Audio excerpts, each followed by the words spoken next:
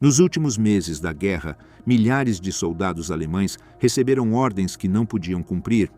Unidades inteiras foram enviadas a posições indefensáveis, obrigadas a resistir até o fim sem apoio, sem suprimentos e sem possibilidade real de retirada. Cada frente se tornou um ponto morto imposto desde Berlim. Hitler impôs diretivas rígidas que ignoravam completamente a situação no terreno. Cancelou retiradas, destituiu generais e ordenou manter cidades sem valor militar. A destruição de infraestrutura, a mobilização acelerada de civis e a criação de fortalezas improvisadas formaram um sistema que nunca teve possibilidade de sucesso. Enquanto o exército tentava interpretar essas instruções, o comando político exigia resistência absoluta, mesmo quando a frente já estava colapsando. Por que estas ordens foram emitidas quando a derrota era evidente? O que levou os generais a cumpri-las, sabotá-las ou ignorá-las? O colapso do Reich. Nascimento das ordens finais. O verão de 1944 marcou o ponto de ruptura definitivo para o Terceiro Reich. Nos primeiros dias de junho, enquanto as forças aliadas desembarcavam na Normandia, estabelecendo a cabeça de praia na França, a maquinaria militar alemã enfrentava simultaneamente uma catástrofe de proporções históricas na frente oriental. A Operação Bagration, lançada pelo Exército Vermelho apenas 3 semanas depois do dia D, pulverizou o grupo de exércitos centro-alemão em uma série de envolvimentos concêntricos que deixaram a Wehrmacht sangrando divisões inteiras. Em pouco mais de 2 meses, as forças soviéticas avançaram mais de 600 quilômetros em direção ao oeste, libertando a Bielorrússia e alcançando as portas de Varsóvia e as fronteiras da Prússia Oriental. Hitler observou este colapso duplo de seu quartel-general na Prússia Oriental com uma mistura de negação estratégica e determinação fanática. O líder alemão, que desde o inverno de 1941 havia assumido pessoalmente o comando operacional da Wehrmacht, começou a responder a cada crise com instruções cada vez mais rígidas que proibiam qualquer movimento de retirada. A lógica militar tradicional foi sistematicamente rejeitada. Em seu lugar, Hitler implementou um sistema de ordens baseado na vontade absoluta e na resistência fanática. Cada cidade, cada aldeia, cada posição devia ser mantida, independentemente das consequências. A mudança doutrinária tinha raízes mais profundas do que o simples desespero militar. Desde a Batalha de Moscou, em dezembro de 1941, Hitler havia desenvolvido uma convicção inabalável. Sua ordem de manter posições a qualquer custo durante aquele primeiro inverno russo havia evitado o colapso total das forças alemãs. O sucesso tático dessa resistência rígida transformou-se em sua mente em uma verdade estratégica universal. Cada recuo posterior era visto como uma traição a esse princípio salvador. Os generais que sugeriam retiradas eram acusados de covardia. A realidade objetiva do campo de batalha passou a segundo plano frente à crença de que a vontade férrea podia compensar qualquer desvantagem material. Esta transformação alcançou sua expressão mais crua em fevereiro de 1944, quando Hitler declarou que a guerra havia entrado em uma fase decisiva. Durante uma reunião com o general Kurt Zeitzler, ele estabeleceu com clareza que qualquer sugestão de recuo seria interpretada como derrotismo. Os oficiais que propusessem recuos seriam destituídos e substituídos por comandantes mais jovens e fanáticos. Esta ameaça não era retórica vazia. Ao longo de 1944 e início de 1945, dezenas de generais experientes foram removidos e substituídos por oficiais cuja principal qualificação era sua disposição para executar ordens suicidas sem questionamento. A crise de Nikopol ilustrou perfeitamente essa dinâmica. Quando as forças soviéticas ameaçaram as posições alemãs nesta região do Dnieper, rica em manganês essencial para a produção de aço, Zeitzler propôs um recuo ordenado para endireitar a linha defensiva. A reação de Hitler foi explosiva. Ele lançou-se sobre a mesa de mapas, amassou o plano e gritou que os generais deviam compreender por que ele se agarrava a cada território. Não se tratava de experiência operacional, mas de firmeza de caráter. A cidade devia se tornar uma fortaleza inexpugnável. Essa abordagem produziu consequências devastadoras. As unidades alemãs, que poderiam ter sido salvas através de recuos táticos, ficaram presas em bolsões defensivos insustentáveis. Os soldados lutavam até esgotar munições e suprimentos para depois serem massacrados ou capturados. As perdas se multiplicaram exponencialmente. As divisões alemãs se esvaíam em batalhas sem sentido estratégico. A Wehrmacht se transformou em um exército estático, condenado a defender posições até a aniquilação. O conceito de cidade-fortaleza emergiu como a manifestação mais visível desta doutrina. 8 de março de 1944, Hitler emitiu a Ordem do Führer número 11, estabelecendo a criação de praças fortes na frente oriental. Essas fortalezas deveriam permitir-se ser cercadas para imobilizar forças inimigas. A teoria era simples. Uma guarnição rodeada obrigaria os soviéticos a desviarem tropas, retardando o avanço geral. Na prática, esta estratégia ignorava as realidades da guerra moderna. As cidades designadas careciam de fortificações, defesas naturais, armamento pesado e abastecimento adequado. Ternopol foi a primeira vítima. Esta pequena cidade ucraniana carecia de tudo o necessário para resistir a um cerco. A sua guarnição de 4.600 homens possuía poucas armas pesadas e artilharia escassa. As rações básicas eram escassas desde o primeiro dia. Quando o general Hans Schrepfer assumiu o comando no dia 10 de março, a sua primeira ação foi solicitar um rádio funcional porque a cidade carecia de comunicações operativas. O seu segundo ato foi enviar uma mensagem a Hitler explicando que a situação era desesperadora. Foi imediatamente demitido. O seu substituto chegou à mesma conclusão e também foi ignorado. O resultado foi previsível e brutal. Os defensores resistiram semanas até que a guarnição foi aniquilada em abril, tendo cumprido 0 objetivos estratégicos significativos. O padrão repetiu-se em toda a frente oriental. Breslau foi declarada cidade-fortaleza em agosto de 1944.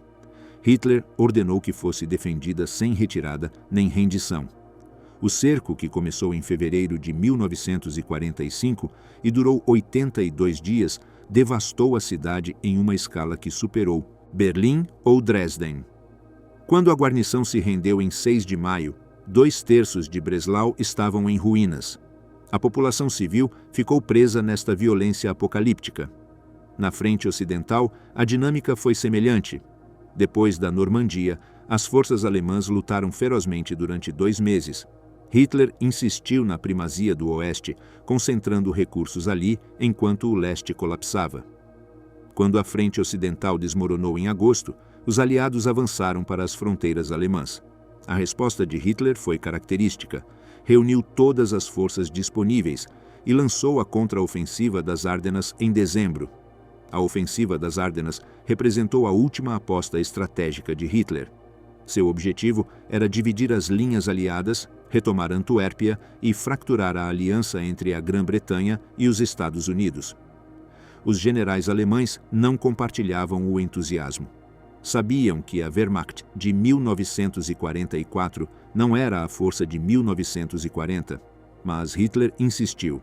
A ofensiva começou no dia 16 de dezembro com um ataque surpresa que inicialmente pegou desprevenidas as forças americanas. Mas o avanço estancou rapidamente. Para o final de dezembro, o impulso alemão havia parado. A batalha custou mais de 80.000 baixas americanas e entre 80.000 e 100.000 alemãs. O custo estratégico para a Alemanha foi maior. 2 exércitos Panzer a menos para defender contra a ofensiva soviética.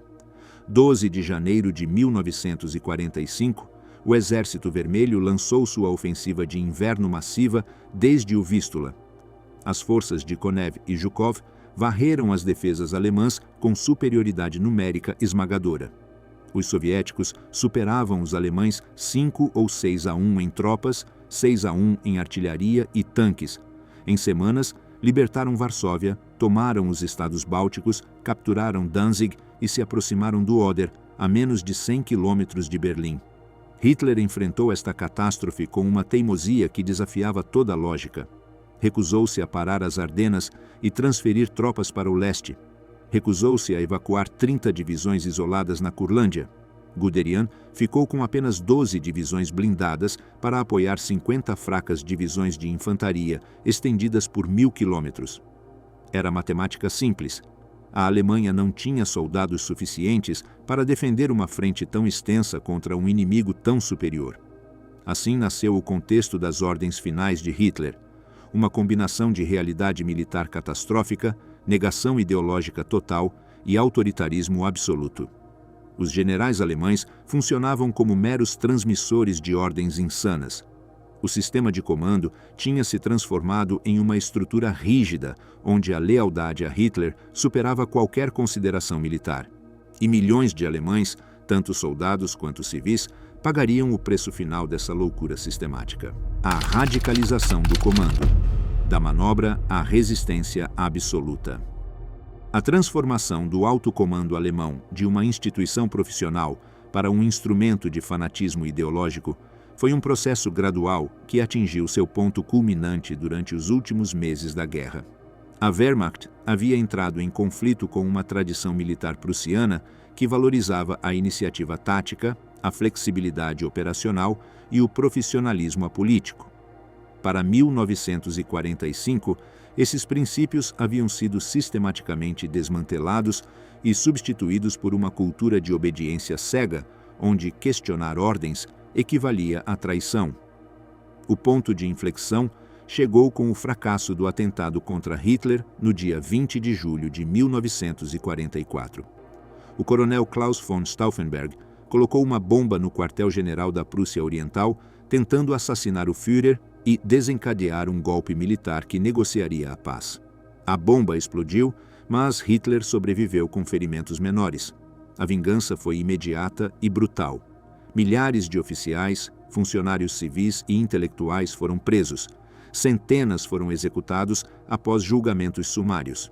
As purgas eliminaram qualquer vestígio de oposição potencial dentro do exército e garantiram que nenhuma elite militar se atrevesse a mobilizar-se novamente contra o regime. O impacto psicológico do atentado sobre Hitler foi profundo e duradouro. Sua desconfiança em relação ao corpo de oficiais transformou-se em paranoia ativa. Os generais aristocratas com raízes monárquicas eram agora considerados traidores em potencial. Apenas os oficiais, cuja lealdade ao nacionalsocialismo estava além de qualquer dúvida, podiam ocupar posições de autoridade real. A competência militar profissional passou a ser secundária frente à fidelidade política. Esta transformação teve consequências devastadoras para a condução operacional da guerra. O terror interno se tornou um elemento fundamental para manter os civis alemães submissos até o fim, muito depois de terem perdido toda a fé em Hitler. A popularidade do Führer estava em queda livre em 1944 e 1945.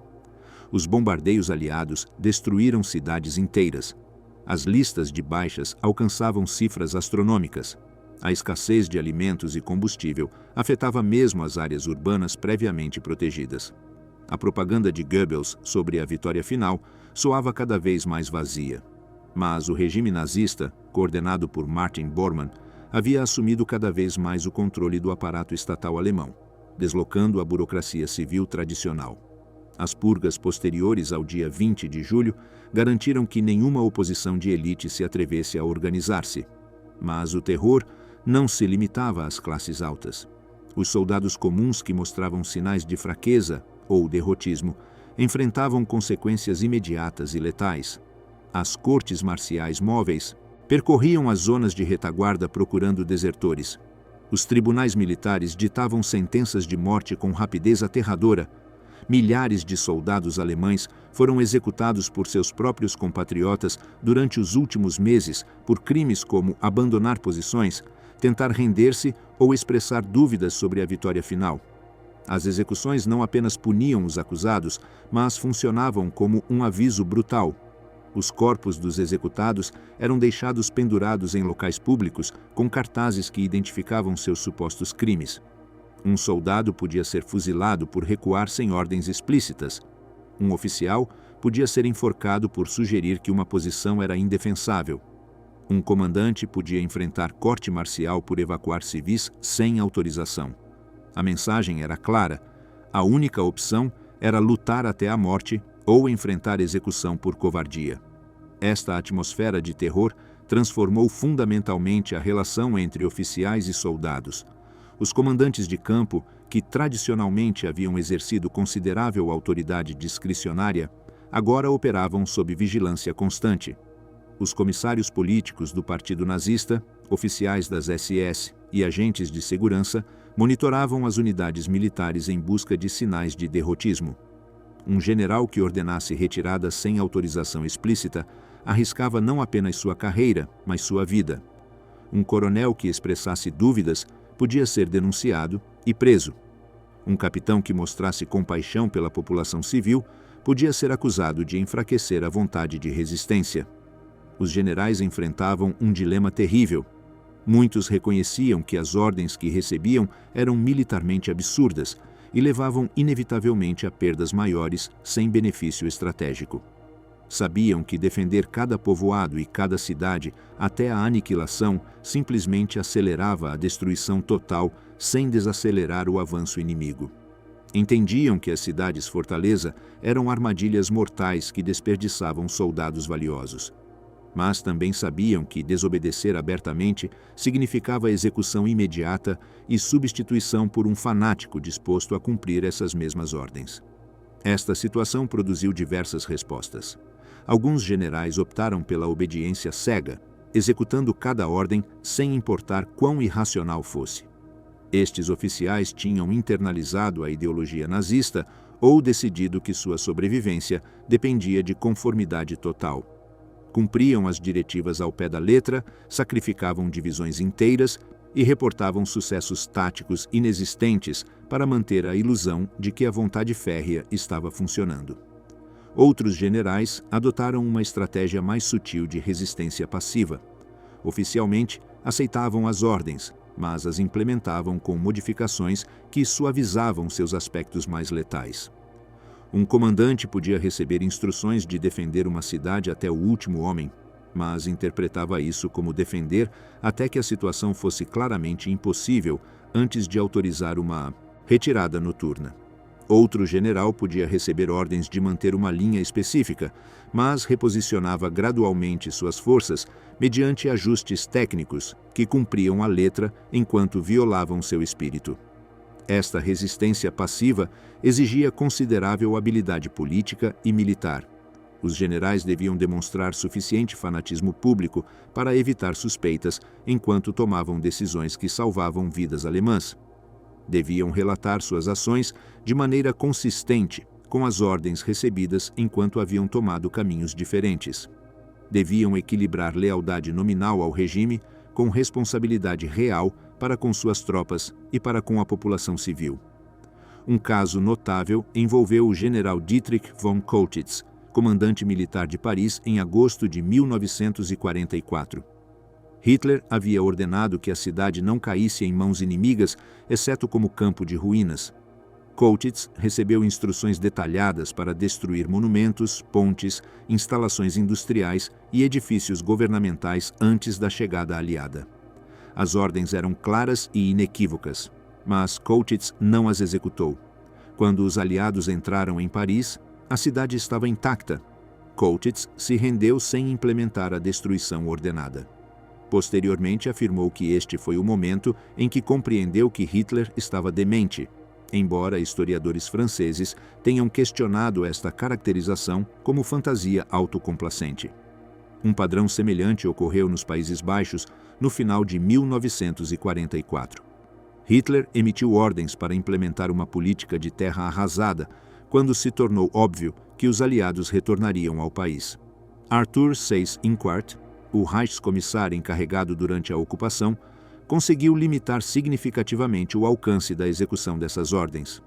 A destruição que finalmente ocorreu foi muito menor do que a contemplada nas diretivas originais. Seyss-Inquart havia encontrado maneiras de atrasar, modificar e minimizar a implementação de instruções que considerava excessivamente destrutivas. O exemplo mais significativo de sabotagem de alto nível envolveu Albert Speer, ministro de Armamentos e Produção de Guerra. No dia 19 de março de 1945, Hitler emitiu o Decreto Nero, uma ordem que exigia a destruição de toda a infraestrutura alemã para evitar seu uso pelas forças aliadas. O decreto ordenava a destruição de instalações industriais, plantas de energia, redes de transporte, pontes, armazéns e qualquer outra infraestrutura útil para o inimigo. A responsabilidade de executar esta ordem recaiu sobre Speer. Segundo seu próprio testemunho, Speer ficou horrorizado com a diretiva e perdeu a fé no Führer. Deliberadamente não cumpriu a ordem.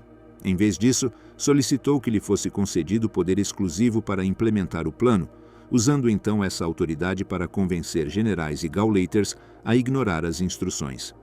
Hitler aparentemente permaneceu, inconsciente dessa desobediência até o final da guerra.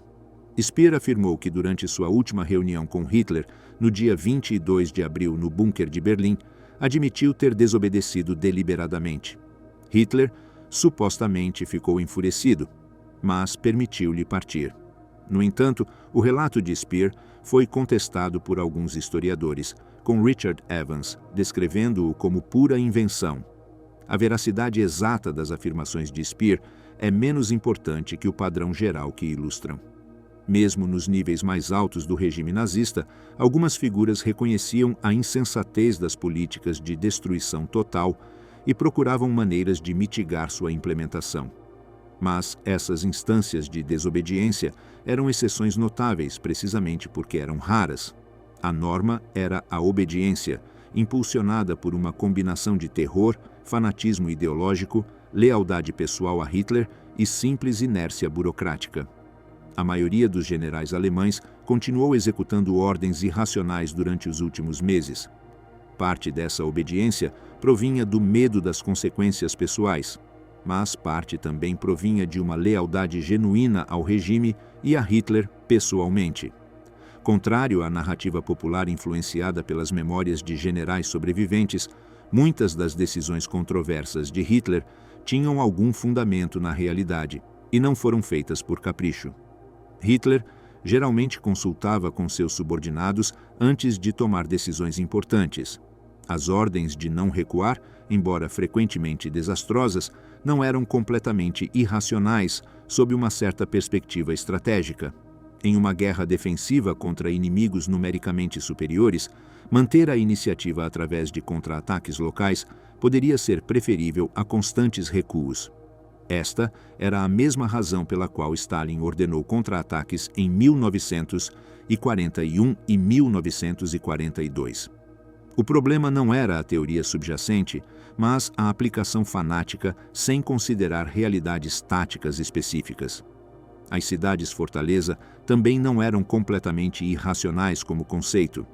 Algumas estavam guarnecidas por tropas de segunda linha que efetivamente poderiam ter se perdido em retiradas.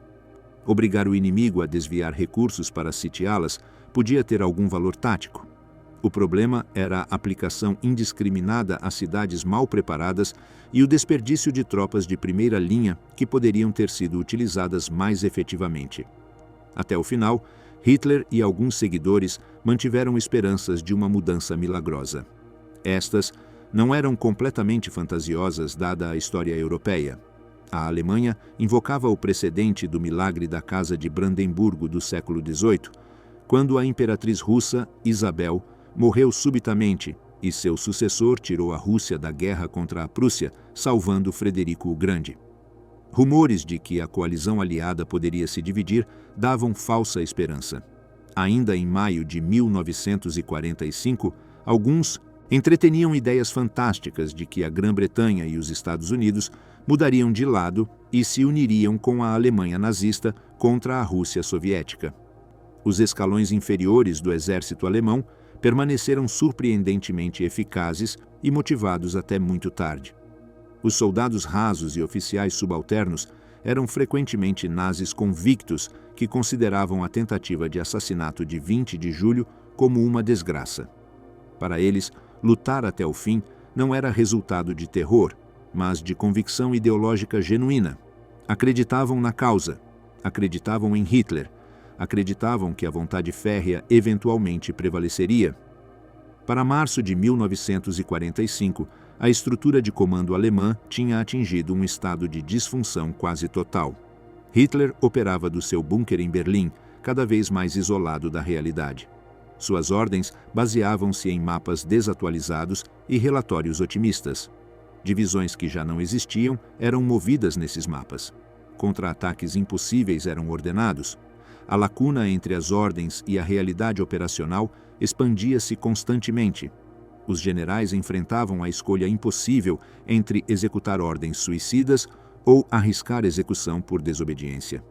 O sistema de comando alemão tinha se transformado em uma estrutura disfuncional paralisada por terror, ideologia e negação da realidade. As ordens decisivas: destruição, mobilização e fortalezas inúteis.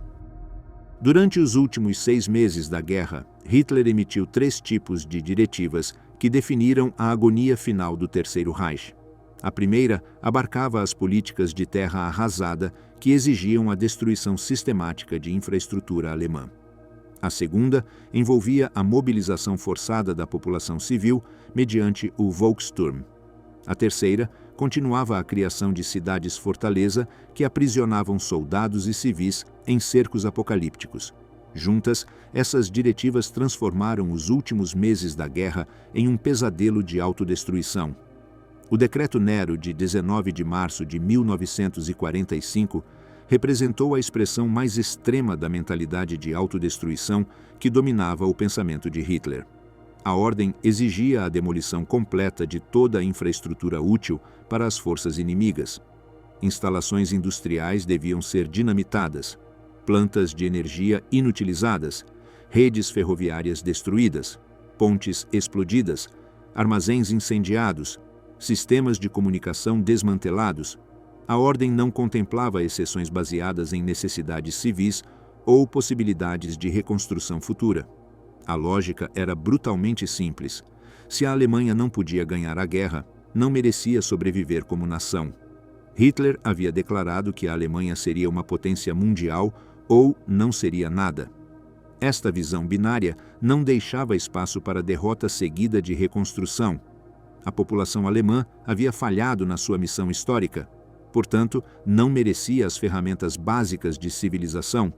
Os sobreviventes teriam que enfrentar as consequências sem infraestrutura, sem indústria, sem meios elementares de subsistência. Esta não era a primeira vez que Hitler tentava destruir território irrecuperável.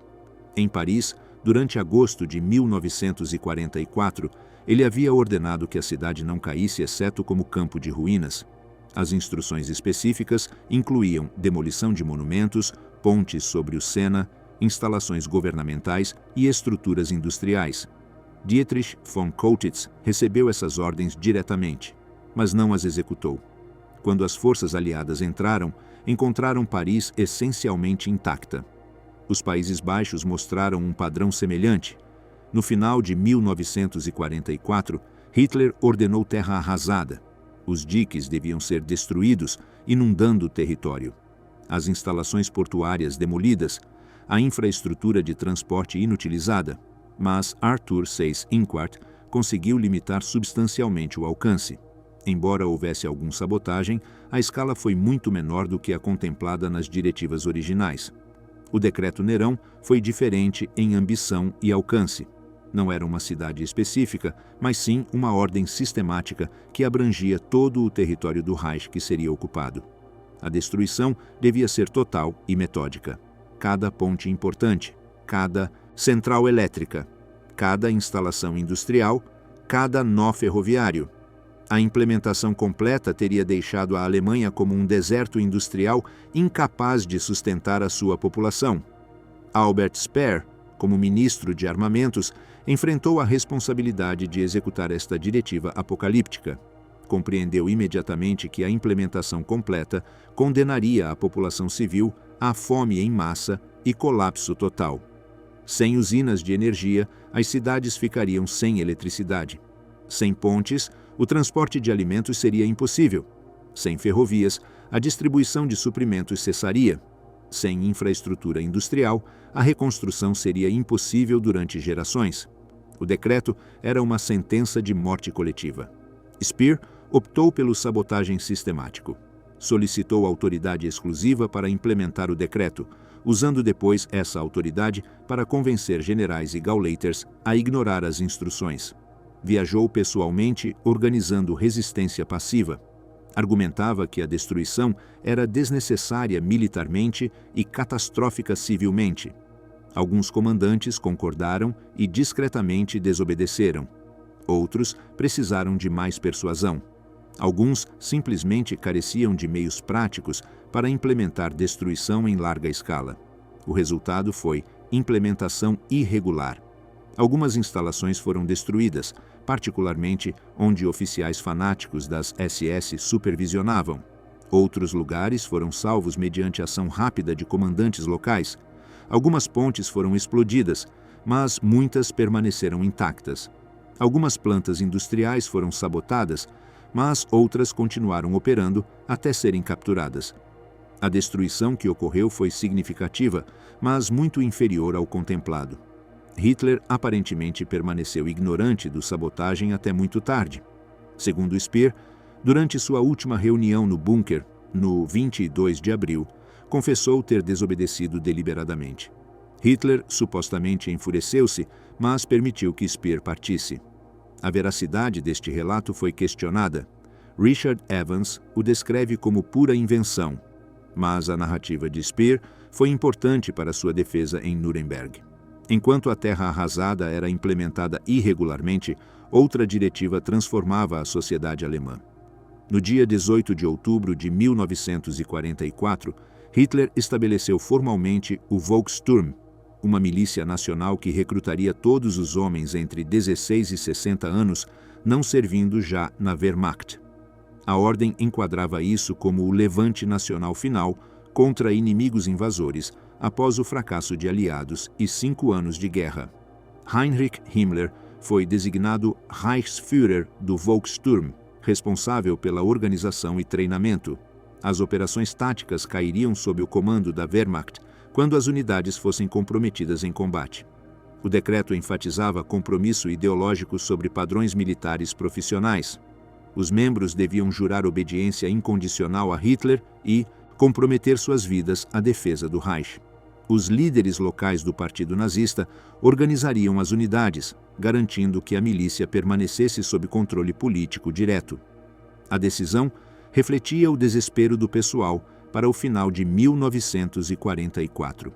A Wehrmacht havia sofrido perdas catastróficas em ambos os frontes. Mais de 3 milhões de soldados alemães haviam morrido ou ficado incapacitados na frente leste desde 1941. As ofensivas soviéticas de 1944, particularmente Bagration, tinham destruído divisões inteiras. As batalhas no oeste após a Normandia tinham drenado as forças. Simplesmente não restavam homens suficientes para preencher as lacunas. O conceito foi inspirado no Landsturm prussiano de 1813 a 1815, que havia lutado contra Napoleão como forças guerrilheiras. Planos para formar uma milícia nacional tinham sido propostos por Guderian em 1944.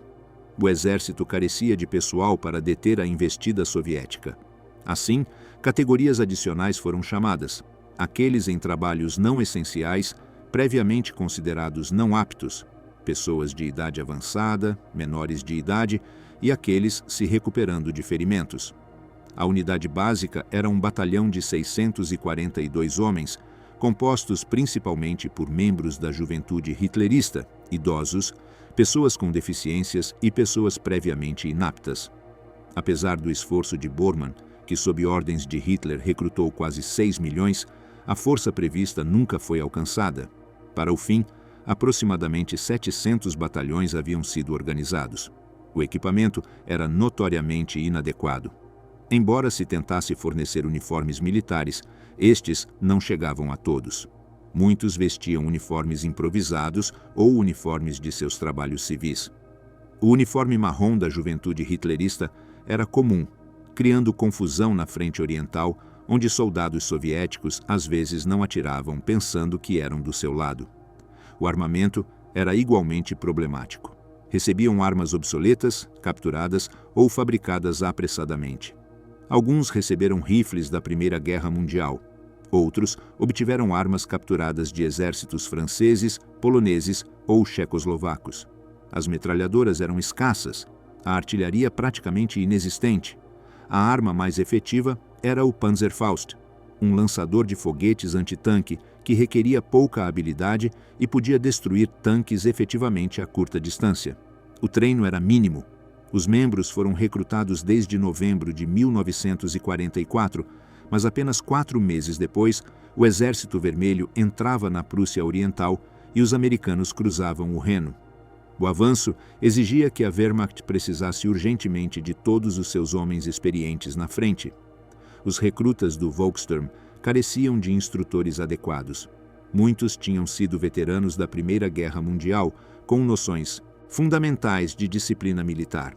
Mas os adolescentes e homens previamente ineptos tinham pouca ou nenhuma experiência.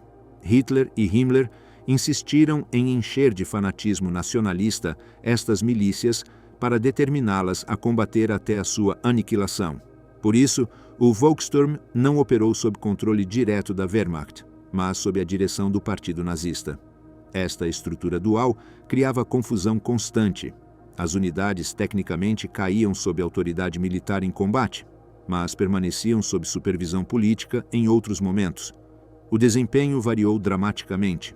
Na frente oriental, onde os soldados temiam represálias soviéticas e a propaganda sobre atrocidades bolcheviques ressoava, as unidades ocasionalmente lutavam com determinação. Em Gumbinnen, Prússia Oriental, no final de 1944, formações do Volkssturm conseguiram deter temporariamente o avanço do Exército Vermelho. Quando estavam bem posicionadas com Panzerfausts e comandadas por oficiais experientes, podiam infligir baixas significativas. Na frente ocidental, o desempenho foi diferente. A indiferença do exército regular e a crença de que os aliados ocidentais não buscavam aniquilação convenceram muitas unidades a fugir ou render-se. Em Remagen, quando viram o exército regular retirar-se, simplesmente se renderam. Sem liderança competente e comandadas por incompetentes do partido, essas unidades se desintegravam. O uso mais extenso ocorreu durante a Batalha de Berlim. Aproximadamente 40 mil membros, principalmente jovens entre 13 e 18 anos e idosos, foram utilizados para defender a capital. Entre 20 mil e 40 mil mortes militares e civis ocorreram. O Volkssturm foi sacrificado em combates de rua contra um inimigo esmagadoramente superior. As taxas de baixas revelavam a brutalidade fundamental. Durante a exposição limitada, sofriam perdas de 70% ou 80%. No leste, aproximadamente 650 mil viram ação. Muitos pereceram. Outros desertaram quando os líderes nazistas fugiram. As unidades se desintegravam quando seus supervisores políticos abandonavam seus postos. A terceira categoria continuou a política de cidades-fortaleza. Ao longo de 1944 e início de 1945, Hitler designou inúmeras cidades como praças fortes defendidas até o último homem. Deveriam permitir-se ser cercadas para imobilizar forças inimigas. Em teoria, teriam cumprido função estratégica, retardando o avanço. Na prática, careciam de fortificações, suprimentos e preparação necessários. Breslau se tornou o exemplo mais devastador. Declarada cidade-fortaleza em 24 de agosto de 1944, foi ordenada a se defender sem retirada.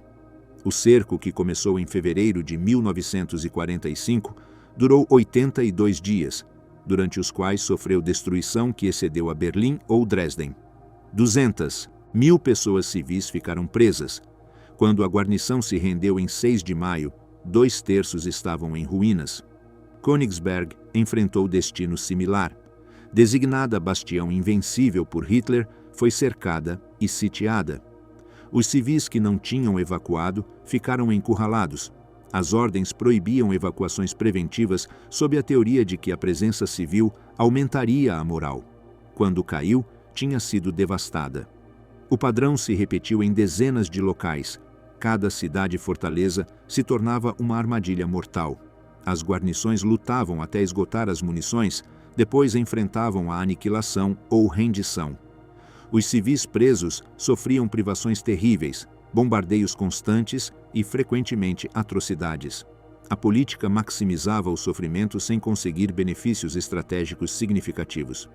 Essas três categorias de ordens, o decreto Nero, a Volkssturm e as cidades-fortaleza, definiram os últimos meses.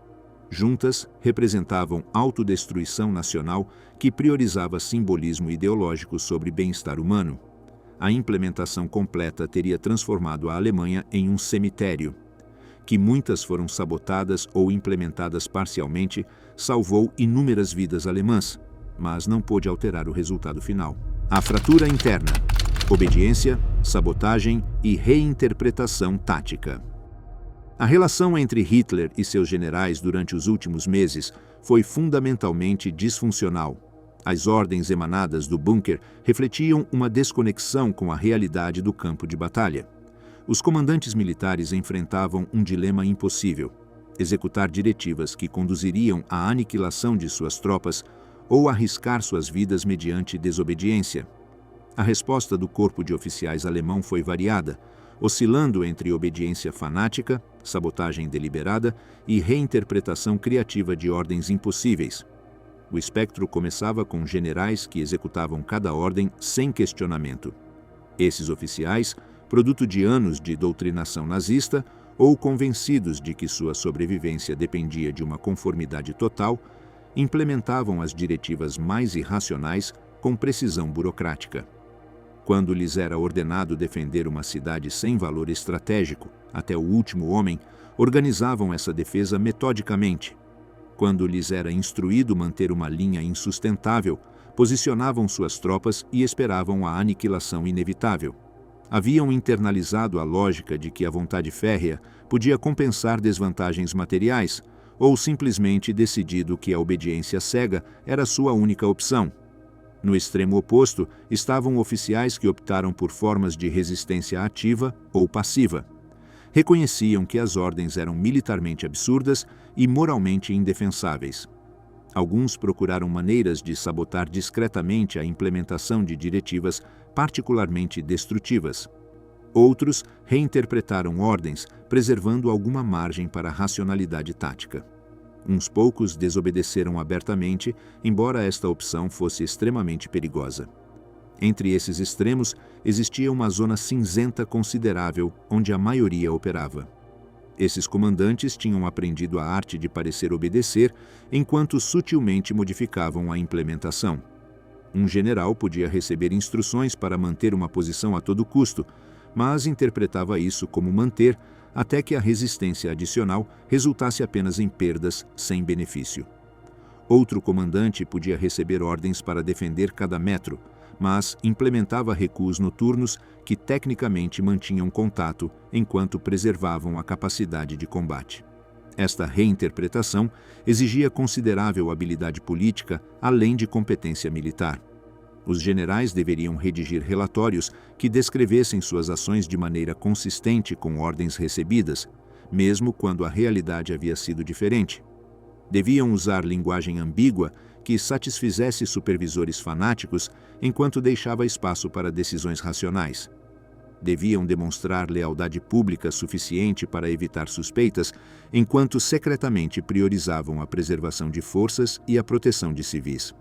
O general Gotthard Heinrici ilustra este tipo de comandante pragmático. Heinrici desenvolveu uma reputação como mestre da guerra defensiva, hábil em extrair o máximo benefício das posições enquanto preservava forças. Quando assumiu o comando do grupo de exércitos Vístula em março de 1945, herdou uma situação desesperada. Recebeu ordens explícitas para manter cada posição e defender Berlim até o último homem, mas compreendia que a resistência estática garantia aniquilação sem retardar o avanço soviético. Heinrich implementou estratégia de defesa flexível que violava o espírito das ordens, enquanto tecnicamente mantinha sua letra. Identificou linhas defensivas reais e evacuou secretamente posições de primeira linha que seriam bombardeadas. Quando começou a ofensiva do dia 16 de abril, o bombardeio caiu sobre trincheiras vazias, As forças alemãs, em linhas secundárias, enfrentaram o assalto de posições mais favoráveis. Esta tática não podia deter o avanço, mas maximizava baixas inimigas enquanto preservava forças alemãs. As ações de Heinrich eventualmente atraíram a ira de Hitler. No dia 28 de abril, Hitler ordenou que fosse destituído por supostamente recuar sem autorização. Mas, naquela altura, o sistema de comando estava tão desintegrado que a ordem teve pouco efeito. Heinrich continuou dirigindo operações enquanto Berlim caía. Seu caso ilustra tanto as possibilidades quanto os limites da desobediência tática. Outro exemplo envolveu o general Theodor Busse, comandante do 9º Exército, que enfrentava a ofensiva soviética desde o Oder. Busse recebeu ordens para manter posições e, em seguida, contra-atacar em direção a Berlim para romper o cerco soviético. Essas ordens eram operacionalmente impossíveis. O 9º Exército estava cercado, com pouca munição e combustível, enfrentando forças esmagadoramente superiores. Busse optou por ignorar as ordens e, em seu lugar, organizou uma tentativa de romper o cerco para o oeste para atingir linhas americanas. Este movimento salvou a dezenas de milhares de soldados de morte ou captura soviética. Tecnicamente, constituiu desobediência direta, mas, para o final de abril, o controle de Hitler sobre seus exércitos era mais nominal que real. As comunicações estavam rompidas, a cadeia de comando havia se desintegrado, os generais tomavam decisões baseadas em realidades táticas imediatas. As cidades-fortaleza proporcionaram outro contexto onde comandantes enfrentavam decisões terríveis entre obediência e humanidade. Os comandantes designados sabiam que as ordens eram sentenças de morte para suas guarnições e populações civis. Alguns executaram as ordens ao pé da letra, organizando defesas fanáticas que terminaram em massacres. Outros buscaram maneiras de mitigar o desastre. O general Hermann Niehoff, comandante de Breslau, optou por executar suas ordens com determinação prussiana. Organizou uma defesa meticulosa que durou 82 dias. Durante esse tempo, Breslau foi reduzida a escombros. A população civil sofreu horrores indescritíveis. Niehoff não se rendeu até 6 de maio, 2 dias após a rendição de Berlim. Para então, 2/3 da cidade tinham sido destruídos. A defesa não tinha cumprido nenhum objetivo estratégico significativo, mas Niehoff tinha obedecido. Outros comandantes de fortalezas procuraram limitar o desastre. Alguns facilitaram secretamente a evacuação de civis, apesar das proibições explícitas. Outros negociaram rendições quando a situação se tornou insustentável. Poucos abandonaram posições quando ficou claro que a resistência só causaria mais sofrimento sem benefício. O dilema ético era genuíno e terrível. Por um lado, haviam jurado lealdade a Hitler. A tradição militar prussiana enfatizava a obediência e cumprimento do dever. Desobedecer ordens constituía traição segundo padrões tradicionais. Por outro lado, esses comandantes tinham responsabilidades para com suas tropas e civis. Executar ordens que garantiam morte sem propósito estratégico violava outros princípios de conduta militar profissional. A resposta de cada comandante dependia de múltiplos fatores: seu compromisso ideológico com o nazismo, sua avaliação das consequências pessoais da desobediência, seu senso de responsabilidade, seu julgamento sobre realidades táticas e seu caráter pessoal. Não havia resposta correta simples. Cada opção envolvia custos morais significativos. A população civil acrescentou outra dimensão. Para meados de 1945, a maioria dos civis havia perdido a fé na vitória. Os bombardeios haviam destruído cidades, as listas de baixas haviam devastado famílias, a escassez criava fome real, a propaganda sobre armas milagrosas soava absurda frente a exércitos inimigos ocupando o território. Os civis queriam que a guerra terminasse, mas o regime havia criado uma atmosfera de terror que mantinha a população submissa. As execuções públicas de derrotistas serviam como advertências. Os agentes da Gestapo continuavam operando. Os líderes do partido nazista exerciam controle tirânico. Expressar desejo de rendição podia resultar em execução. Pendurar uma bandeira branca podia conduzir a enforcamento público.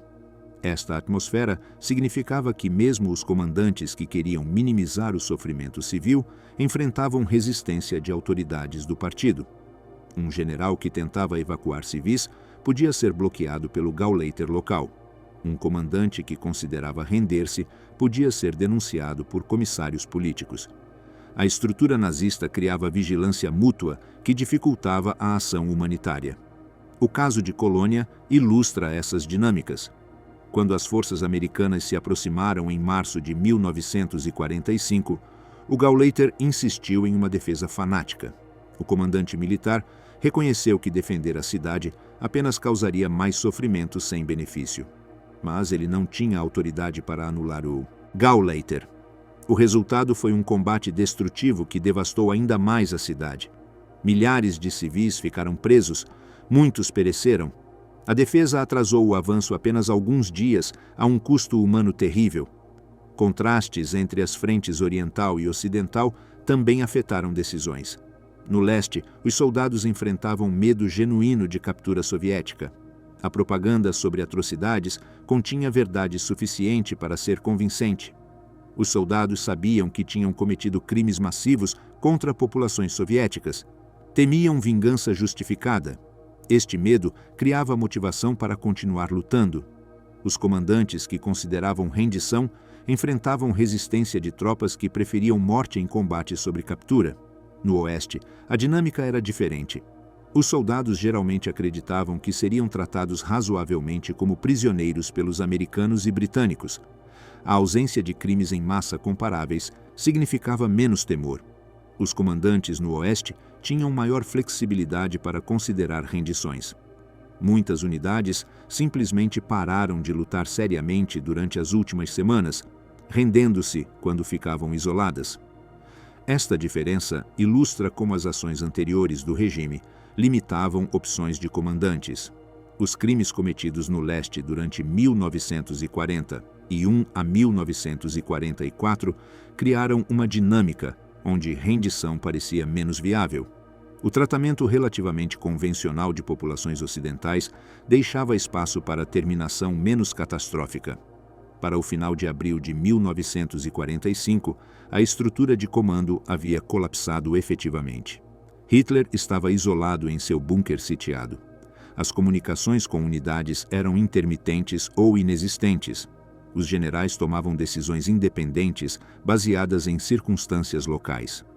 O sistema onde cada decisão requeria a aprovação de Hitler tinha se tornado não funcional. A ironia era óbvia. A tentativa de centralizar completamente o controle havia produzido desintegração total. Os últimos dias viram comandantes agindo com considerável autonomia. Alguns continuaram lutando fanaticamente. Outros negociaram rendições locais. Uns poucos tentaram mover forças para o oeste para se renderem aos americanos. Não havia coerência estratégica nem coordenação. Cada comandante fazia o que considerava melhor, dadas suas circunstâncias, convicções e opções. O Reich, que tinha exigido obediência absoluta, terminou em fragmentação caótica, onde a autoridade central tinha deixado de existir. O impacto na frente. Consequências humanas e militares do mandato final. As ordens finais de Hitler não foram diretivas estratégicas abstratas, mas sim sentenças de morte executadas sobre milhões de pessoas reais. Soldados alemães, civis presos em zonas de combate e populações inteiras pagaram o preço de decisões tomadas em bunkers distantes da realidade do campo de batalha. As consequências humanas e militares destas ordens transformaram os últimos meses da guerra em uma catástrofe de proporções históricas que excedeu amplamente o sofrimento que uma rendição antecipada teria causado. As estatísticas contam parte da história. Entre julho de 1944 e maio de 1945, mais civis alemães morreram do que em todos os anos anteriores do conflito combinados. Mais de 400 mil pereceram devido a bombardeios aliados. Até 500 mil mortes civis adicionais ocorreram como resultado da invasão e ocupação soviética das regiões orientais da Alemanha, acompanhadas por violações massivas e atrocidades. No âmbito militar, os números são igualmente devastadores. 49% de todas as mortes militares alemãs na Segunda Guerra Mundial ocorreram durante os últimos 10 meses do conflito. Quase a metade de todos os soldados alemães que morreram em 6 anos de guerra pereceram após a tentativa de assassinato de julho de 1944. Esses números refletem uma realidade brutal. As ordens de Hitler para resistir até a aniquilação total multiplicaram exponencialmente o sofrimento humano sem alterar o resultado final da guerra.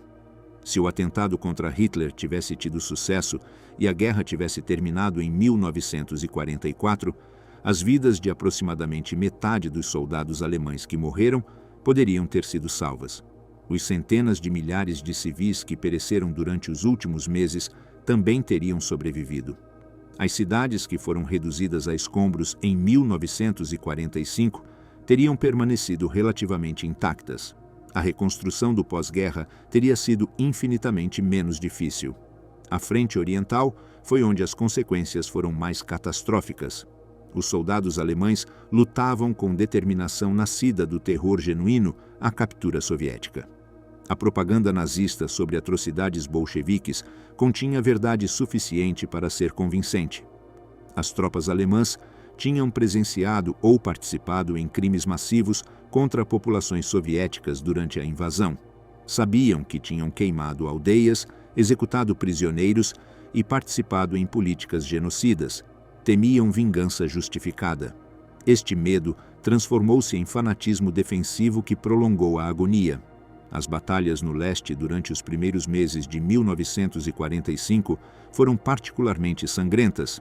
Quando o Exército Vermelho lançou sua ofensiva de inverno maciça no dia 12 de janeiro, as forças alemãs estavam numericamente superadas em proporções de 5 ou 6 para 1.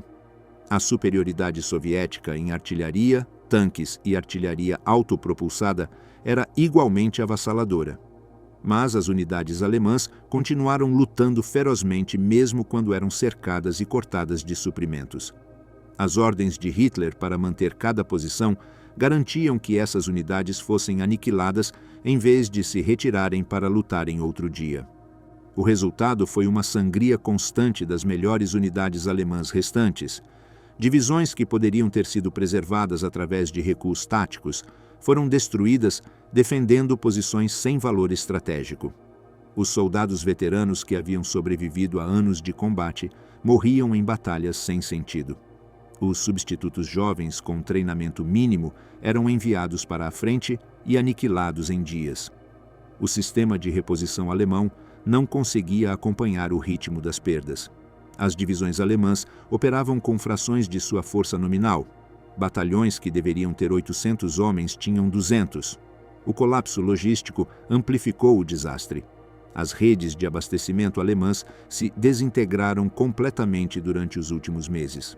As unidades na linha de frente careciam de munições, combustível, alimentos e equipamento médico básico. Os soldados lutavam com rações inadequadas. Os feridos morriam por falta de tratamento médico. Os veículos eram abandonados por falta de combustível. A artilharia ficava silenciosa por escassez de projéteis. As unidades blindadas se transformavam em caixas de metal imóveis quando o combustível se esgotava. Este colapso logístico não era inevitável. A Alemanha ainda possuía recursos industriais significativos no início de 1945. O problema era que esses recursos não podiam ser transportados efetivamente para a frente. Os bombardeios aliados tinham destruído redes ferroviárias. As pontes sobre rios principais tinham sido derrubadas. As estradas estavam congestionadas com colunas de refugiados civis fugindo para o oeste. O sistema de transporte alemão tinha colapsado sob pressão combinada de bombardeios estratégicos e demandas operacionais impossíveis. As cidades-fortaleza ilustravam as consequências humanas das ordens de Hitler na sua forma mais crua. Breslau sofreu 82 dias de cerco que reduziram a cidade a ruínas. A população civil presa enfrentou fome, bombardeios constantes e combates de rua. Os soldados da guarnição lutaram sem esperança de alívio ou vitória. Quando finalmente se renderam no 6 de maio, tinham resistido 2 dias a mais que Berlim. Esta resistência prolongada não cumpriu nenhum objetivo estratégico. Não desviou significativamente forças soviéticas do avanço principal. Simplesmente causou mais morte e destruição sem propósito. Königsberg enfrentou um destino semelhante. Os civis que não haviam evacuado a tempo ficaram presos quando o cerco soviético foi fechado. As ordens de Hitler proibiam evacuações preventivas sob a teoria de que a presença civil aumentaria a moral dos defensores. Na realidade, os civis presos simplesmente adicionavam bocas para alimentarem uma cidade sitiada com suprimentos limitados. Quando Königsberg finalmente caiu após um cerco brutal, a população civil havia sofrido horrores que rivalizavam com qualquer coisa experimentada durante a guerra. A evacuação tardia das regiões orientais da Alemanha foi outra consequência catastrófica das políticas de Hitler.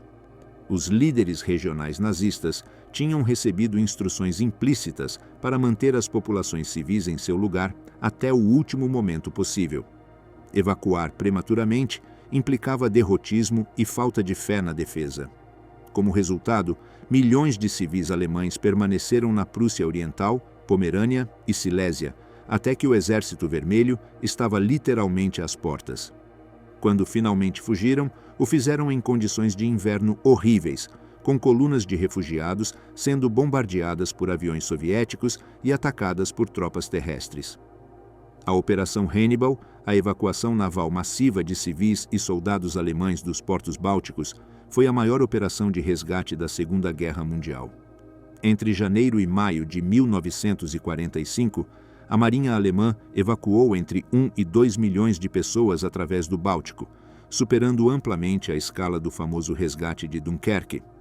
Esta operação foi bem sucedida apenas porque o almirante Karl Dönitz deliberadamente desobedeceu às ordens de Hitler de não retirar tropas das bolsas bálticas. Se Dönitz tivesse seguido as instruções ao pé da letra, esses milhões de pessoas teriam ficado presos e provavelmente morrido ou sido capturados. O sofrimento dos civis alemães foi exacerbado pelas políticas do próprio regime nazista. Os líderes regionais do partido que haviam insistido em manter as populações no local frequentemente fugiam no último momento, abandonando os civis à própria sorte. Esses funcionários nazistas garantiram a sua própria evacuação, enquanto as populações que haviam obrigado a ficar enfrentavam a chegada do Exército Vermelho sem liderança nem organização. As atrocidades soviéticas contra a população civil alemã durante a ocupação das regiões orientais foram sistemáticas e massivas. As violações foram particularmente generalizadas, com estimativas de vítimas que alcançam centenas de milhares. Estas atrocidades eram parcialmente vingança pelos crimes alemães cometidos em território soviético, parcialmente resultado do colapso de disciplina nas unidades soviéticas avançadas e parcialmente política deliberada de aterrorizar a população alemã. Na frente ocidental, as consequências foram menos catastróficas, mas ainda significativas. Os civis alemães no oeste geralmente eram tratados melhor pelas forças ocupantes americanas e britânicas, mas a insistência de Hitler em defender cada aldeia e cada cidade ainda causou destruição maciça e perdas civis desnecessárias. O Volkssturm foi sacrificado nestas batalhas urbanas finais. Idosos e adolescentes com treinamento mínimo foram enviados a combater contra tropas profissionais com armamento superior. As taxas de baixas eram previsivelmente horríveis. Em algumas batalhas, 70% ou 80% das unidades do Volkssturm foram aniquiladas. Estes não eram soldados profissionais morrendo em combate, mas civis conscritos à força e enviados a batalhas sem esperança. A Batalha de Berlim representou o clímax deste desastre. Aproximadamente 40 mil membros do Volkssturm, principalmente jovens entre 13 e 18 anos e homens idosos, foram utilizados para defender a capital. Eles lutaram junto a restos da Wehrmacht contra 3 exércitos soviéticos que totalizavam mais de 2 milhões de soldados.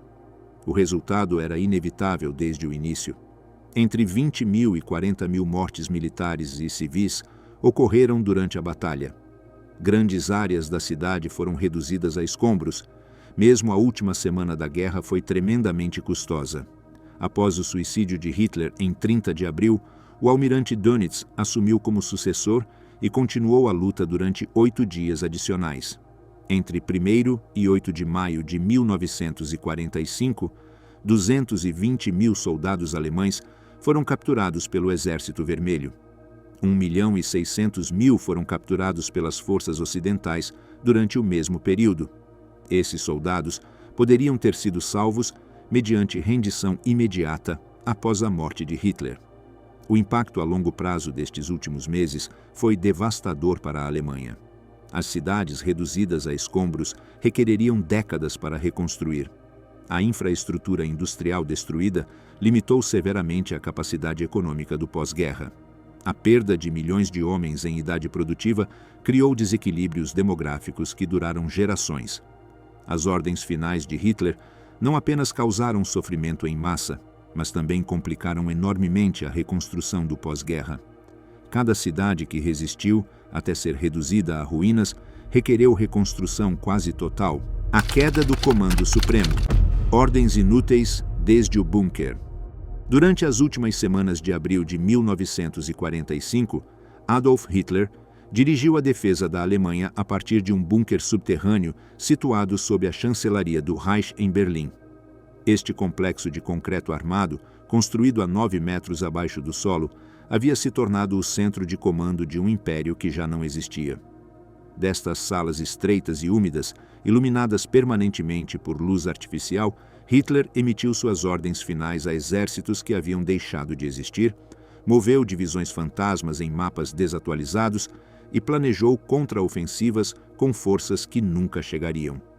O contraste entre a grandiosidade de seus planos e a miséria de sua situação encapsulava perfeitamente a falência total do regime nazista. O isolamento progressivo de Hitler da realidade havia começado muito antes de sua descida final ao bunker. Durante anos, seu círculo íntimo havia aprendido que informar más notícias levava a explosões de fúria e acusações de derrotismo. Os generais e oficiais que reportavam situações objetivamente desesperadoras eram acusados de covardia ou traição. Como resultado, o fluxo de informações para Hitler tornou-se cada vez mais distorcido. Os subordinados aprenderam a apresentar as notícias da maneira menos provocativa possível, enfatizando qualquer desenvolvimento positivo por marginal que fosse e minimizando os desastres evidentes. Para abril de 1945, essa distorção sistemática da realidade tinha alcançado proporções grotescas. Hitler operava com mapas que mostravam unidades que tinham sido destruídas semanas antes. Ele acreditava que divisões que existiam apenas no papel ainda eram forças de combate efetivas. Planejava movimentos de exércitos que não tinham combustível para se deslocar, munições para lutar, nem vontade para obedecer. A lacuna entre o que Hitler acreditava que estava acontecendo e o que realmente ocorria no campo de batalha tinha se alargado até se transformar em um abismo intransponível. As ordens emanadas do bunker durante estes últimos dias refletiam essa desconexão completa com a realidade. No dia 20 de abril, dia do aniversário de Hitler, o Exército Vermelho lançou sua ofensiva final contra Berlim. 2 frentes soviéticos com mais de 2 milhões de soldados, 6.000 tanques e 40.000 peças de artilharia convergiram sobre a capital alemã a partir do norte e do sul. As forças alemãs defendendo a cidade consistiam em restos destruídos de unidades da Wehrmacht, formações das SS cada vez mais desesperadas e aproximadamente 40.000 membros do Volkssturm. A desproporção era tão óbvia que até mesmo os nazistas mais fanáticos reconheciam que a queda de Berlim era apenas uma questão de dias, mas Hitler se recusava a aceitar esta realidade. No dia 21 de abril, ordenou que o 3º Corpo Panzer das SS, comandado por Felix Steiner, lançasse um contra-ataque maciço contra o flanco do avanço soviético. Esta ordem ignorava completamente que o chamado Corpo de Steiner era apenas um grupo de combate ad hoc formado por restos de unidades destruídas, cadetes de academias militares e pessoal de manutenção reconvertido precipitadamente em infantaria. Não tinha a força, o equipamento, nem o apoio logístico necessário para executar um contra-ataque significativo, muito menos deter 2 frentes soviéticos completos. Steiner, comandante experiente que compreendia perfeitamente a impossibilidade da ordem, simplesmente não a executou. Não tinha os meios para cumpri-la e reconhecia que tentar só causaria a aniquilação sem sentido das forças sob seu comando. Quando Hitler descobriu que o contra-ataque não tinha se materializado, sofreu um colapso emocional que vários testemunhos descreveram como o mais severo de toda a guerra.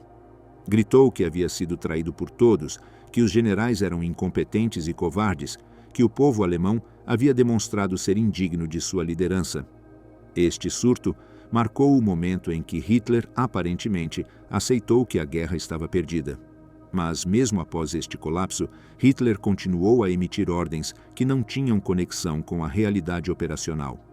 No dia 22 de abril, ordenou ao 12º Exército do general Walter Wenck, posicionado na frente ocidental perto do rio Elba, que abandonasse sua posição defensiva contra os americanos e marchasse para o leste para aliviar Berlim. Esta ordem requeria que o 12º Exército virasse as costas para um inimigo, marchasse mais de 100 quilômetros através de território parcialmente ocupado, rompesse as linhas soviéticas que cercavam Berlim e depois lutasse seu caminho até o centro da cidade. Tudo isso sem superioridade aérea, com suprimentos inadequados e contra um inimigo esmagadoramente superior em número. Wenck, como Steiner, reconhecia a impossibilidade da missão. Mas, ao contrário de Steiner, Wenck fez uma tentativa genuína de cumprir parcialmente a ordem. Não porque acreditasse que podia salvar Berlim, mas porque compreendia que um avanço para o leste poderia abrir um corredor de escape para civis alemães e soldados que tentavam fugir da vingança soviética. O 12º Exército avançou para o leste e até conseguiu estabelecer contato com restos do 9º Exército que tentavam romper o cerco soviético, mas nunca teve possibilidade real de alcançar Berlim. Para o final de abril, o avanço de Wenck tinha estagnado e suas forças estavam sendo empurradas de volta para o oeste. Simultaneamente, Hitler ordenou ao 9º Exército do general Theodor Busse que abandonasse sua posição ao sudeste de Berlim e contra-atacasse em direção à capital. Esta ordem ignorava que o 9º Exército estava completamente cercado por forças soviéticas, com escassez de munição e combustível, e lutando simplesmente para sobreviver. Busse, enfrentando a escolha entre obedecer a uma ordem suicida ou salvar o que restava de suas forças, optou pela segunda. Em vez de contra-atacar em direção a Berlim, organizou uma tentativa desesperada de romper o cerco soviético em direção ao oeste para se juntar ao 12º Exército de Wenck e eventualmente alcançar as linhas americanas. Esta desobediência direta ilustrava como o controle de Hitler sobre seus exércitos havia colapsado completamente. As comunicações entre o bunker e as unidades de campo eram intermitentes. As ordens emitidas desde Berlim frequentemente não chegavam aos seus destinatários. Quando chegavam, os comandantes de campo as avaliavam segundo sua própria apreciação da realidade tática e frequentemente optavam por ignorá-las. O sistema de comando centralizado que Hitler havia construído meticulosamente durante anos havia se desintegrado em caos descentralizado, onde cada comandante agia segundo seu próprio critério. Dentro do bunker, a atmosfera tornava-se cada vez mais surrealista.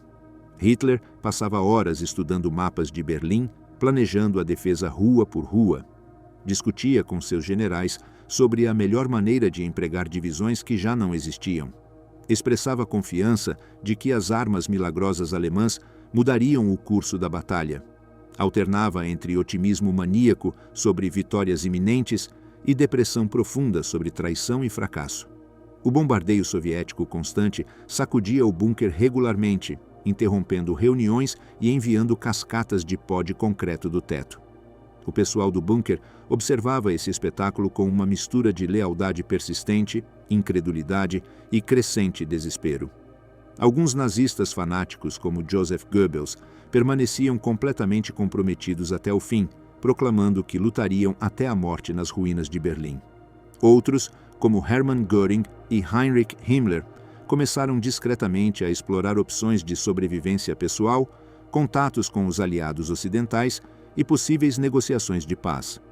Quando Hitler descobriu essas traições durante seus últimos dias, reagiu com fúria, mas já carecia de poder para punir seus antigos tenentes efetivamente. No dia 28 de abril, Hitler soube que Himmler tinha tentado negociar uma rendição com os aliados ocidentais através de intermediários suecos. Esta traição do Reichsführer das SS, o homem a quem Hitler se referia como Der Treue Heinrich, ou o Leal Heinrich, foi talvez o golpe emocional mais devastador de todos. Hitler tinha tolerado as incompetências de Himmler como comandante militar, porque confiava absolutamente na sua lealdade pessoal. Descobrir que até mesmo Himmler o tinha abandonado pareceu quebrar algo fundamental em Hitler. Ordenou que Himmler fosse preso e executado, mas a ordem não pôde ser cumprida porque Himmler já tinha fugido de Berlim. No dia 29 de abril, Hitler casou-se com Eva Braun em uma breve cerimônia civil no bunker. Naquela mesma noite, ele ditou seu testamento político e pessoal. Nestes documentos finais, Hitler não expressou remorso pelas políticas que haviam levado a Alemanha ao desastre.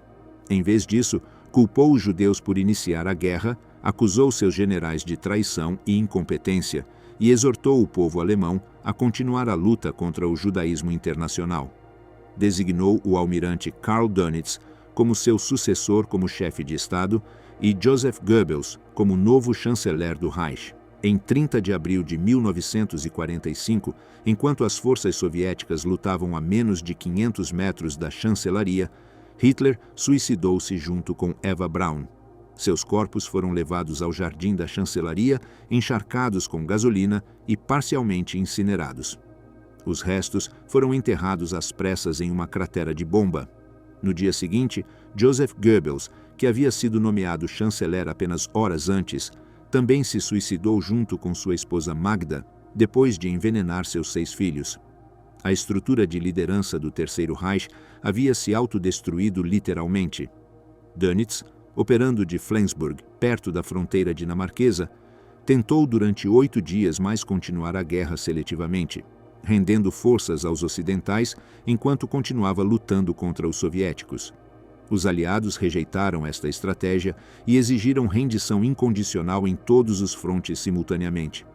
No dia 7 de maio, o general Alfred Jodl assinou a rendição militar alemã em Reims.